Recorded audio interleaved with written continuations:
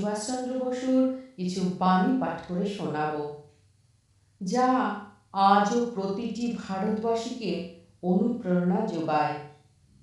23শে জানুয়ারি নেতাজির জন্মবার্ষিকী।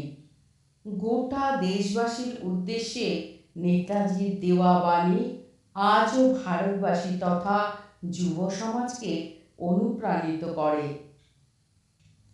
নেতাজি সুভাষচন্দ্র বসু ভারতের একমাত্র রাষ্ট্রনায়ক, যার জন্ম বৃত্তান্ত পাওয়া গেলেও মৃত্যু সম্পর্কে আজ পর্যন্ত কোনো তথ্য পাওয়া যায়নি। তবে তিনি অমর হয়ে আছেন ভারতবাসীর মনে। 23শে জানুয়ারি নেতাজির জন্মবার্ষিকী। গোটা দেশবাসীর উদ্দেশ্যে নেতাজির দেওয়া বাণী আজও ভারতবাসী তথা যুব সমাজকে অনুপ্রাণিত করে।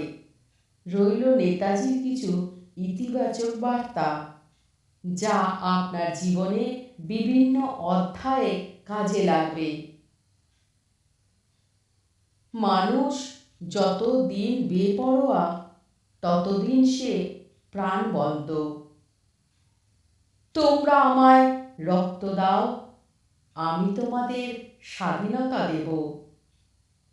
ইতিহাসে কোনো বাস্তবিক পরিবর্তন আলোচনার মাধ্যমে করা সম্ভব হয়নি।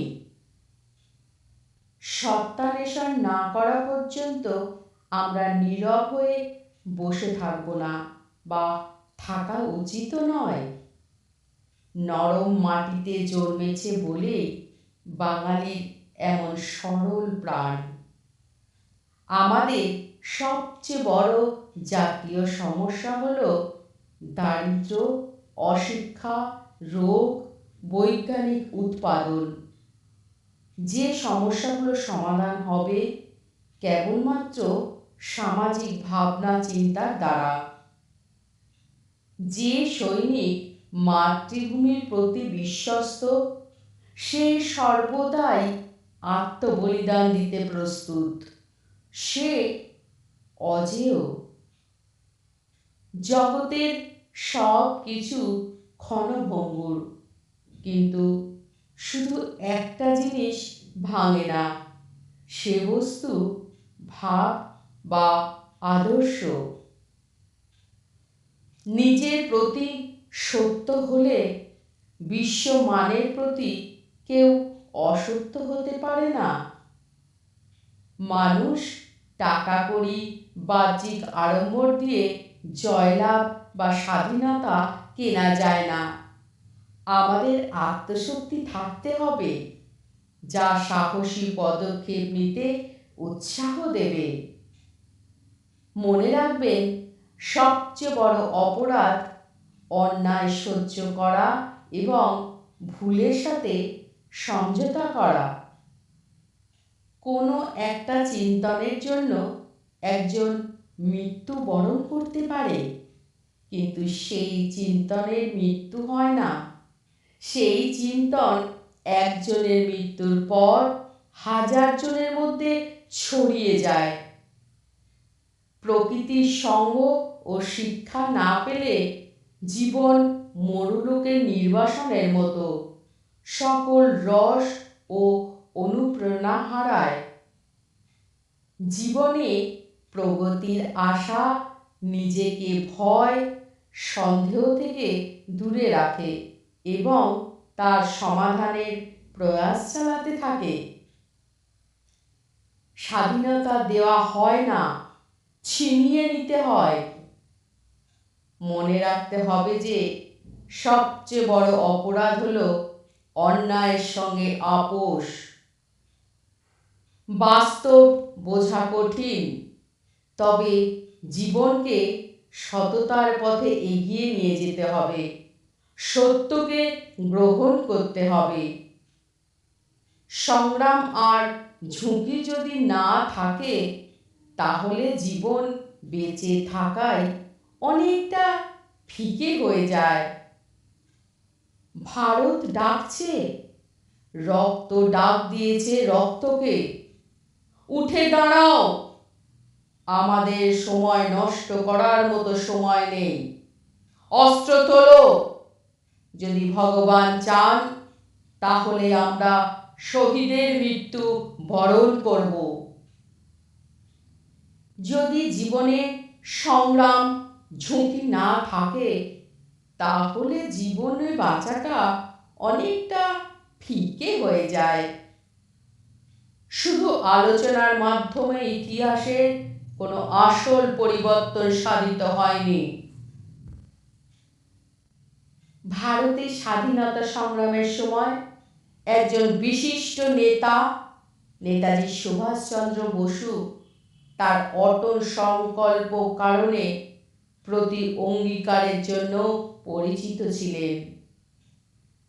স্বাধীন ভারতের জন্য তার নির্ভীক চেতনা এবং দৃষ্টি তাকে ইতিহাসের একটি গুরুত্বপূর্ণ ব্যক্তিত্বে পরিণত করেছিল। নেতাজি সুভাষচন্দ্র বোসের কথা স্বাধীনতার প্রতি তার আবেগকে দেখিয়েছিল এবং অনেককে অনুপ্রাণিত করেছিল। দেশপ্রেম ও সাহসে ভরা তার বিখ্যাত উক্তিগুলো আজও অনুরণিত হচ্ছে। আমাকে রক্ত দাও, আমি তোমাদের স্বাধীনতা দেব। তার দেশবাসীকে আহ্বান জানানো থেকে শুরু করে স্বাধীনতা দেয়া হয় না, নেওয়া হয়।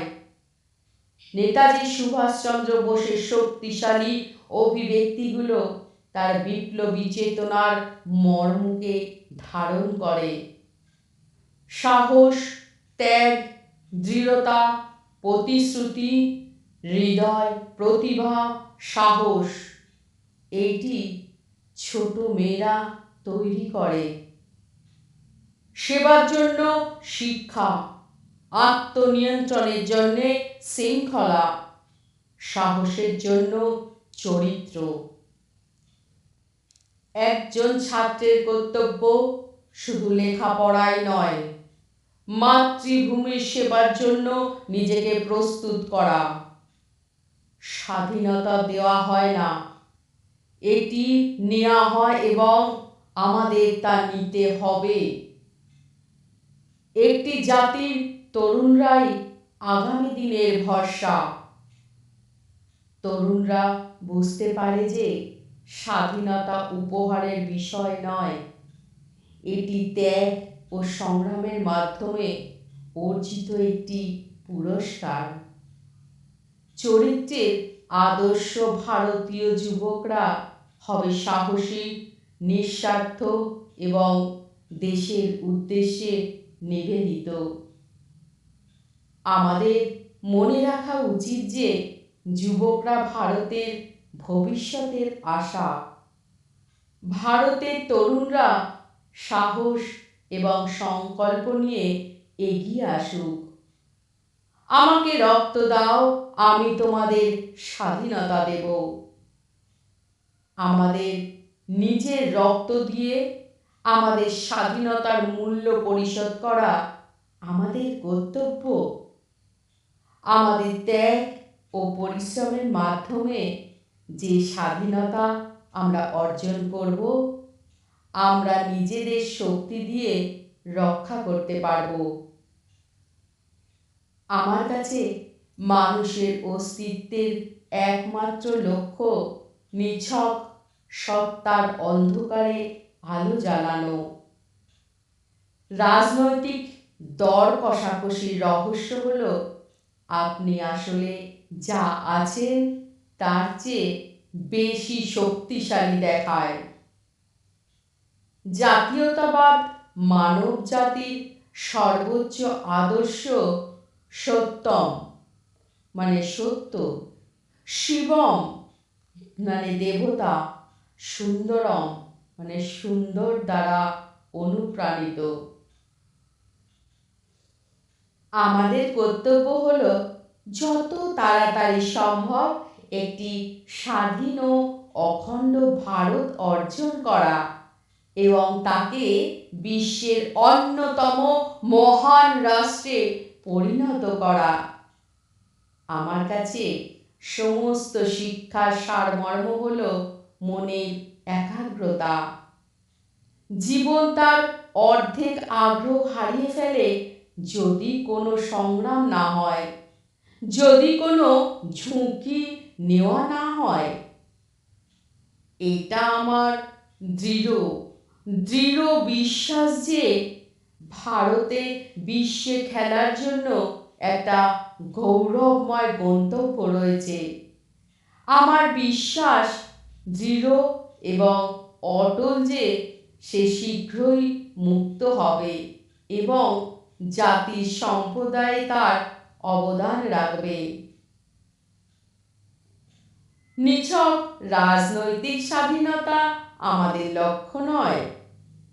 আমরা আমাদের স্বপ্নের ভারত, বেদের ভারত, উপনিষদ, রামায়ণ, মহাভারত, অর্থশাস্ত্র, বুদ্ধ, অশোক, আকবর, শিবাজির ভারত এর জন্য কাজ করছি।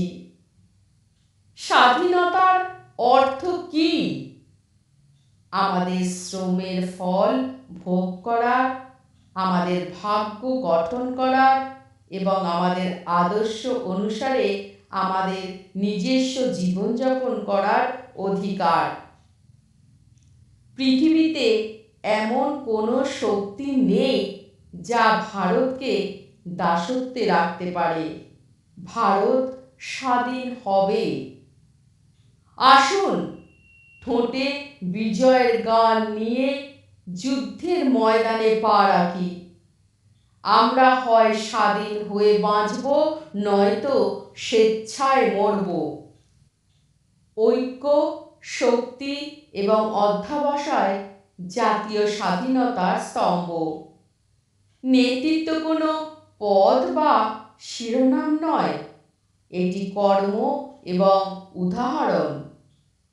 একটি সিংহের নেতৃত্বে ভেড়ার বাহিনী, একটি ভেড়ার নেতৃত্বে সিংহের একটি বাহিনীকে পরাজিত করতে পারে। আমরা স্থির থাকতে পারি না কারণ আমরা পরম সত্যকে জানি না। আমাদের নিজেদের রক্ত দিয়ে আমাদের স্বাধীনতার মূল্য পরিশোধ করা আমাদের কর্তব্য।